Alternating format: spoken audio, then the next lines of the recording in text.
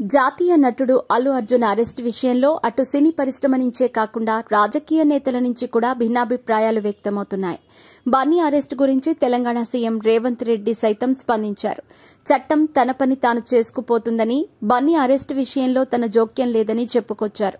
సంధ్య theatre దగ్గర జరిగిన తొక్కిసలాటలో ఒకరు చనిపోయిన నేపథ్యంలో పోలీసులు చర్యలు తీసుకుంటున్నారని రేవంత్ చెప్పుకొచ్చారు.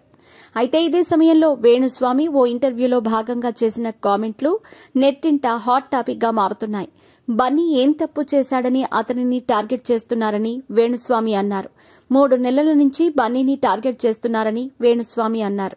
మీ పెట్స్ కి గ్రూమింగ్ నుంచి బర్త్డే సెలబ్రేషన్స్ వరకు అన్నింటిలో మంచి ఆఫర్స్ ని మాయా టైల్స్ అండ్ ట్రయల్స్ వారు మీ ముందుకి తీసుకుని వచ్చారు. ఎక్కడో కాదు, మన బాజ్పల్లిలో. Phone number 8985555318. బన్నీపై ఎవరికో ద్వేషం ఉందని, ఆ వ్యక్తి ఎవరో మనకు తెలియదని వేణుస్వామి వెల్లడించటం గమనార్హం.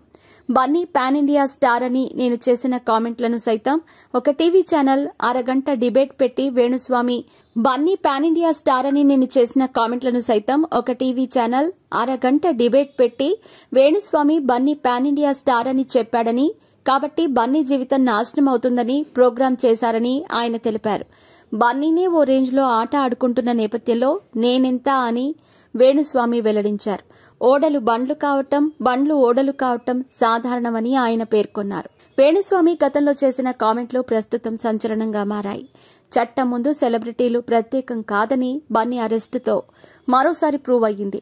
సెలబ్రిటీల విషయంలో పోలీసులు ఉపేక్ష చూపించరని కామెంట్లు వ్యక్తమవుతున్నాయి. సెంట్రల్ జోన్ డీసీపీ ఆకాంక్ష్ యాదవ్ నేపథ్యంలో విచారణ జరుగుతోందని తెలుస్తోంది. బన్నీ అరెస్ట్ ఊహించని పరిణామమని నెటిజన్లు కామెంట్లు చేస్తున్నారు. బన్నీ అరెస్టు నేపథ్యంలో తొక్కిసలాట ఘటన నేపథ్యంలో ఇకపై బెనిఫిట్ షోలు సైతం రద్దవనున్నాయని టాక్ నడుస్తోంది.